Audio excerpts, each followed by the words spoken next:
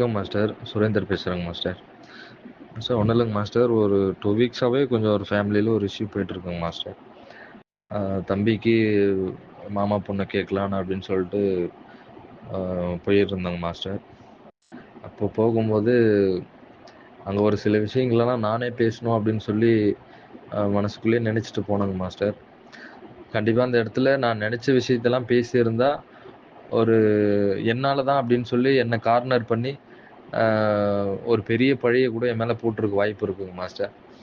நான் ரிலேஷன்ஷிப் உடையறதுக்கு நான் தான் காரணம் அப்படின்னு சொல்லி அப்படி பேசுகிறதுக்கு ஒரு பெரிய வாய்ப்பாக இருந்திருக்கோங்க மாஸ்டர். அங்கே பேசும்போது அங்கே நான் எதுவும் பேசிக்கலங்க மாஸ்டர். கம்முன்னு உட்காண்ட்ருந்தேன். சரி மாஸ்டர்கிட்ட என்ன கைடன்ஸ் கிடைக்கும் அப்படின்னு சொல்லி நான் அப்படியே கண்ணை மூடி கொஞ்ச நேரம் அப்படியே உட்காண்ட்ருக்கிறேன். மாஸ்டரே பேசுகிறா போல், ஏன் கண்ணு நீ எல்லாம் அதெல்லாம் பேசுகிற அப்படின்னு சொல்லி ஒரு வார்த்தை தான் எனக்கு கேட்டுச்சுங்க மாஸ்டர். அதுக்கப்புறம் இன்னும் எப்படி நான் ரியலைஸ் பண்ணேன்னே தெரிலங்க மாஸ்டர். நான் என்னெல்லாம் சொன்னேன்னு நினச்சேனோ அதெல்லாம் ஆப்போசிட்லேருந்து எங்கள் மாமா பையனே வந்து அது எல்லாத்தையும் சொல்லிட்டாங்க மாஸ்டர். நான் எதெல்லாம் பேசணும்னு நினச்சேனோ அதெல்லாம் அவங்களே பேசிட்டாங்க மாஸ்டர். நாங்கள் ரிலீவ் ஆகி வந்துட்டோங்க மாஸ்டர். வந்துட்டது அதுக்கப்புறம் உட்காந்து நான் யோசிக்கிறேன் மாஸ்டர்.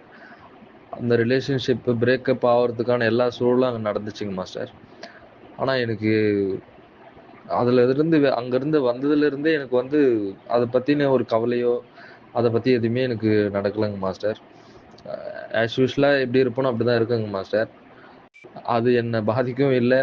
சரி சடோரி அட்டன் பண்ணதுனால நம்ம இப்படி இருக்கோம். கண்டிப்பாக அதனுடைய டிஃப்ரென்ஷியேட்டே என்னால் ரொம்ப நல்லா பார்க்க முடிஞ்சதுங்க மாஸ்டர். அதுக்கப்புறம் இந்த இஷ்யூவெல்லாம் முடிச்சுட்டு நம்ம சடோரிக்கு போனால் நல்லாயிருக்கும், இந்த இஷ்யூவோடு போகக்கூடாது அப்படின்னு மனசில் நான் நினச்சேங்க மாஸ்டர். இருந்தாலும் அது அப்படியே போஸ்ட்போன் ஆகிட்டே இருந்தது. சரி எப்படியும் முடிச்சுட்டு தான் வந்து இதை நம்ம ஃபேஸ் பண்ணுவோம் அப்படின்னு நினச்சிட்டு விட்டேங்க மாஸ்டர்.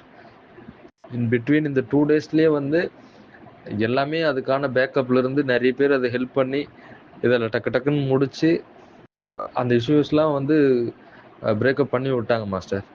அதெல்லாம் நினைக்கும் போது மனசுக்கிட்ட மல்லு கட்டி இதெல்லாம் நடக்கணும்னு நம்ம பிளான் பண்ணும்போது அது எதுவுமே நடக்கலைங்க மாஸ்டர். போகிற போக்கில் அப்படியே விட்டுட்டா அது எல்லாமே நம்ம பேக்கப்லேருந்து எல்லோரும் அதுக்கு உதவி செய்கிறாங்க. டக்கு டக்குன்னு அந்த வேலை நடக்குதுங்க மாஸ்டர். சரி என்ன நடந்தாலும் அதை அக்செப்ட் பண்ணிக்கணும்னு ஒரு மனநிலைக்கு வந்துட்ட பிறகு எனக்கு அந்த பிரச்சனைகளோ அவங்க பண்ண விஷயங்களோ, ஏன்னா எல்லாமே வந்து இப்போ ஃபைனல் ஸ்டேஜுக்கு உறவே வேண்டாம் அப்படின்ற மாதிரி வந்துடுச்சுங்க மாஸ்டர். இத்தனைக்கும் தாய் மாமா உறவு அது எல்லாமே வேண்டாம், இதோடு முடிச்சுக்கலாம் அப்படின்னு வந்துட்டாங்க மாஸ்டர். இதில் இத்தனைக்கும் இந்த 2 டேஸாக வந்து நான் தனியாக அமைதியாக உட்காந்தா ஏகாந்தமாக இருக்குங்க மாஸ்டர். ஆனால் கண்டிப்பாக சடோரிக்கு முன்னாடி அப்படியெல்லாம் நடந்திருந்தா உடஞ்சி போயிருப்பேங்க மாஸ்டர். ரொம்ப அட்டாச்மெண்ட்டில் இருந்தேங்க மாஸ்டர். இதெல்லாம் நடந்திருந்தா கண்டிப்பாக அது ரெக்கவர் ஆகி வர்றதுக்கு ரொம்ப கஷ்டமாக இருந்தது மாஸ்டர். இப்போதைக்கு அப்படி இல்லைங்க மாஸ்டர். அது வந்து ரொம்ப ரியலைஸ் பண்ணுறேன். அது ரொம்ப டிஃப்ரென்ஷியேட்டாக இருக்குங்க மாஸ்டர். அதுதாங்க மாஸ்டர். இது எதனாலன்னு கண்டிப்பாக நீங்கள் சடோரி பண்ணும்போதே சொல்லி அனுப்பிச்சிங்க மாஸ்டர். கண்டிப்பாக ரிலேஷன்ஷிப்லலாம் இப்படி ஒரு பெரிய பெரிய விரிசல் வர எல்லாம் விட்டு விலகுவாங்க அப்படின்னு சொல்லி. அதுதான் இது கரெக்டாக எப்படின்னு தெரிலங்க மாஸ்டர். நீங்கள் உங்களுடைய கைடன்ஸ் தேவைங்க மாஸ்டர். அதாங்க மாஸ்டர். நன்றிங்க மாஸ்டர். ஆனந்தம் போட்டு மாஸ்டர். என்ன புண்ணியம் செய்தேனோ